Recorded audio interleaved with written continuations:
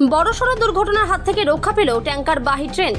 বুধবার রাতে ঘটনাটি ঘটেছে উত্তর দিনাজপুর জেলার ইসলামপুরের তারিঞ্জি বাড়ি রেলগেট সংলগ্ন এলাকায়। এই ঘটনায় এলাকায় ব্যাপক চাঞ্চল্য ছড়িয়ে পড়ে।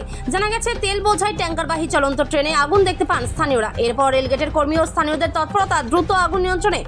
এই ঘটনায় প্রায় 10 থেকে 15 মিনিট দাঁড়িয়ে থাকে ট্রেনটি। এরপর পরিস্থিতি স্বাভাবিক হলে ফের যাত্রা শুরু করে তেল বোঝাই ট্যাঙ্কারবাহী ট্রেনটি। Bureau report, big news Bangla. কি হয়েছিল দাদা এখানে? বলছি আমরা বড়দের রেলগেটটা পার করে ড্রিমল্যান্ডের অপোজিটে যে রেলগেট আছে 599, আচ্ছা জায়গাটার নাম মানে ট্রাঞ্জি বাড়ি। তো এখানে হঠাৎ আমরা রেলগেটে দাঁড়িয়েছিলাম।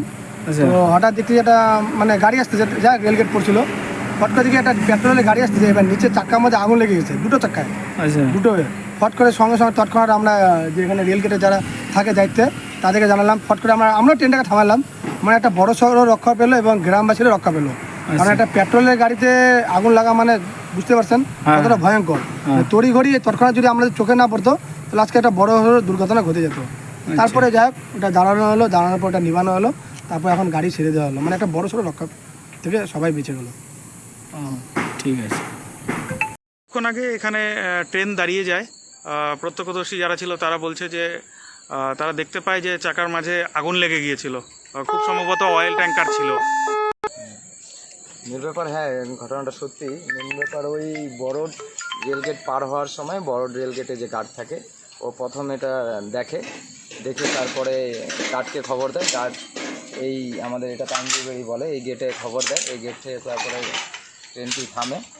ট্রেনটির ব্রেক যে আছে, ব্রেকের ওখানে হালকা আগুন লাগে। ট্রেনটি ছিল তেলের ট্যাঙ্কার বোঝাই।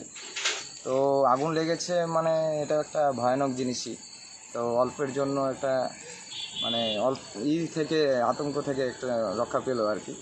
তারপরে ট্রেনের যারা কর্তৃপক্ষ আছে ওদের তৎপরতায় ব্যাপারটা নর্মালভাবে করা হয়েছে। মানে সময় মতো গাড়ি দাঁড়িয়ে যাওয়ার জন্য, সময় মতো গাড়ি দাঁড়িয়ে যাওয়ার জন্য বড় বিপদ থেকে আর কি রক্ষা পেল। মানে কি কোথায় আগুনটা লেগেছিল? আগুনটা তো আগে থেকে লেগেছিল হয়তো, কিন্তু আমাদের বড় রেলগেটে প্রথম দেখে ওখানকার গার্ড। তো রানিং ছিল ট্রেন।